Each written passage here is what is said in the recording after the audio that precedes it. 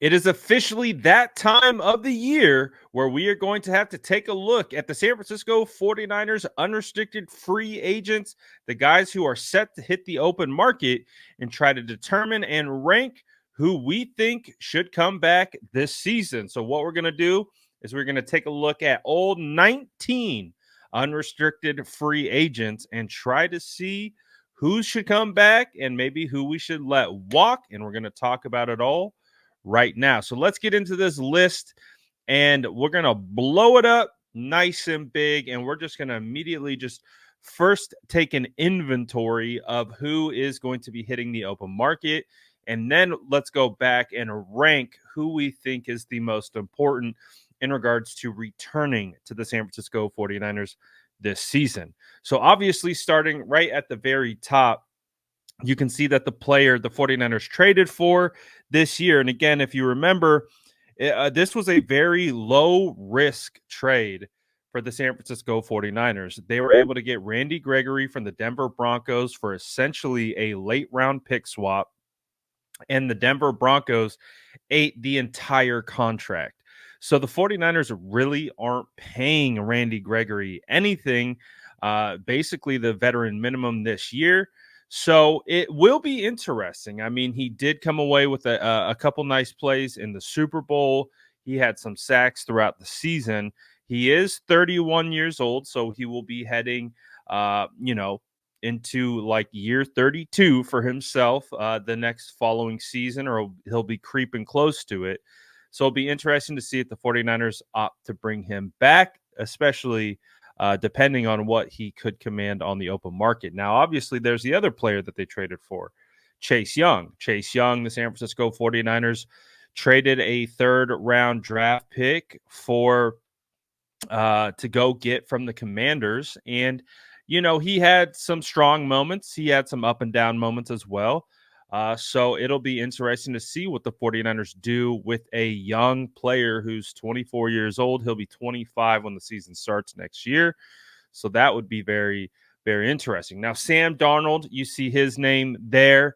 Obviously, the 49ers brought him on a one-year deal, so he will have the opportunity to sign elsewhere. Javon Kinlaw got his first full season with the San Francisco 49ers, being healthy for every single game. So that will be an interesting one. Tashaun Gibson, who has been the starting safety for the San Francisco 49ers since showing up in 2022. Yes, I think that was the year when we signed him off the streets, basically, right before the season started. And he's never given up the starting spot since. He is 33 and a half years old, so he's getting up there. So that will be an interesting one to see how the 49ers manage that. Obviously, we do know they drafted Jair Brown, and we expect Talanoa Hufanga to be healthy next year. So that one will be interesting as well. Sebastian Joseph Day, the 49ers were able to sign him in the middle of the season after he was cut from the Chargers. He really didn't do all that much, but it'll be interesting to see what they do there. Oren Burks, I think, is an interesting name. He obviously filled in really well for Dre Greenlaw when he went down. He's been the LB3 this year, and since Aziz left, and he's been a key special teamer. So he could be a guy that the 49ers are interested in bringing back. Cleveland Farrell, I think he was one of the biggest losses on the year, especially heading into the playoffs. You felt that loss on the edge as he wasn't there to provide his run-stopping capabilities. He's really good in the run game and in base down situations. Jonathan Feliciano obviously earned the starting role at the end of the season, playing right guard in place of Spencer Burford throughout the playoffs. He goes down in the Super Bowl, and obviously we know what happened after that. Kevin Givens, defensive tackle, has been with the San Francisco 49ers his whole career. He's been a phenomenal depth defensive tackle, a guy who's played a lot for this team. That is going to be an interesting one to see how they handle that. Ray McLeod, who's been primarily a returner for the 49ers, is a free agent. Demetrius Flanagan Fowles, who has been a guy who has been a key rotational dude and also a special teamer. Ross Dwelly, he's kind of fallen down the depth chart in recent years. He had came on strong in 2019 and it's kind of been downhill since for Dwelly. So that will be interesting to see if the 49ers opt to bring him back. Brandon Allen, who was the third quarterback on the year. I think there actually might be a chance that he could return in a backup role to Brock Purdy. So that will be an interesting one. Chris Conley, seldom used, but made some big plays when it mattered most.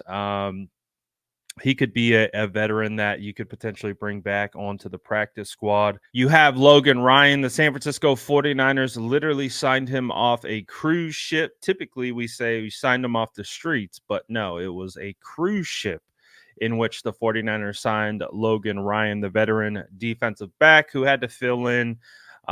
He ended up starting a game this year for the 49ers and also played in a depth role as well. Matt Pryor, who is primarily a right tackle, kind of a swing tackle guy for the 49ers on the practice squad. Juwan Jennings and Ben Barch are both restricted free agents, so they aren't going to be a part of this ranking. So basically what restricted free agents mean is that they are allowed to kind of like negotiate deals, but the 49ers will be able to match any deal they get. And if they don't match, these players will be able to sign elsewhere. So that's going to be a very fascinating situation with Juwan, especially with him having a really good postseason. He's been a great player, and we know he has a ton of coaches across the league that have familiarity with him. So he could be a player that maybe gets priced out and the 49ers can't match. He's been one of the better values on the entire team for the 49ers as a former 7th round draft pick. So that one's going to be interesting.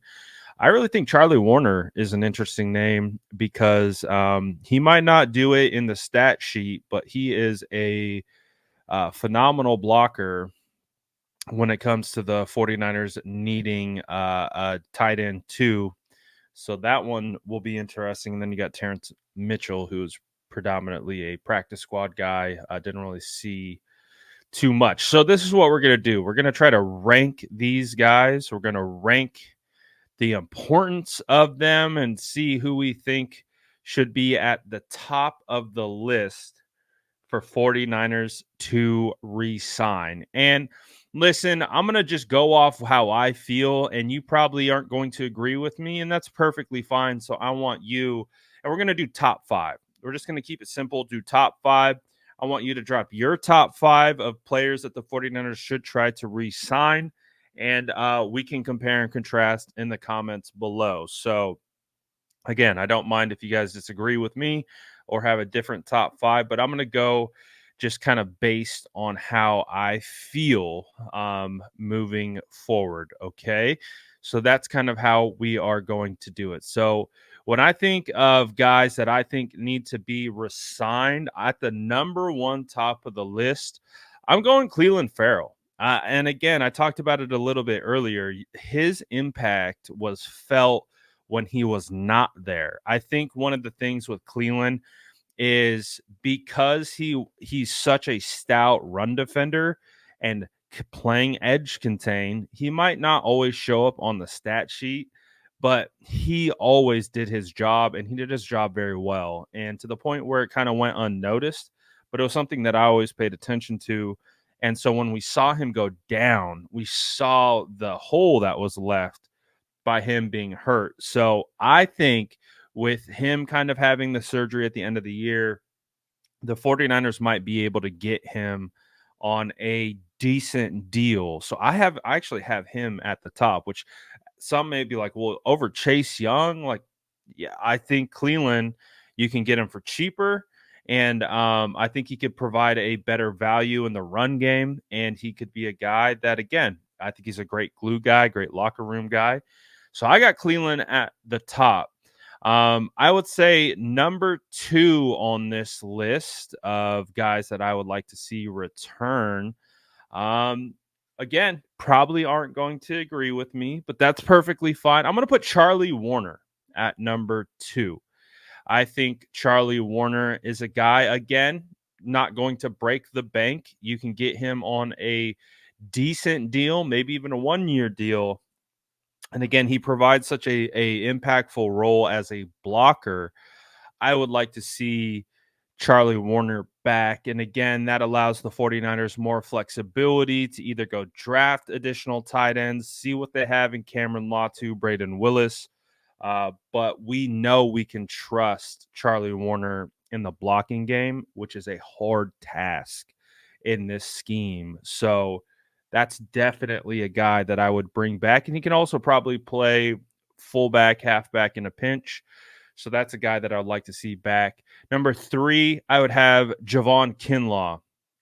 Again, I think, based on his struggles of staying healthy and available, and him having his home here, being rooted here in the Bay, having a close relationship with Eric Armstead, I think Kinlaw would want to stay here. And I think he would be willing to take a deal that would allow him to stay here. So I'm gonna have Javon Kinlaw in there as in my top 5. I'm gonna have him at number 3.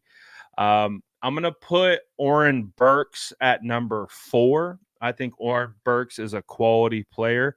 I think he provides a role on special teams and can be and we know Dre Greenlaw might be injured for a good portion of the year.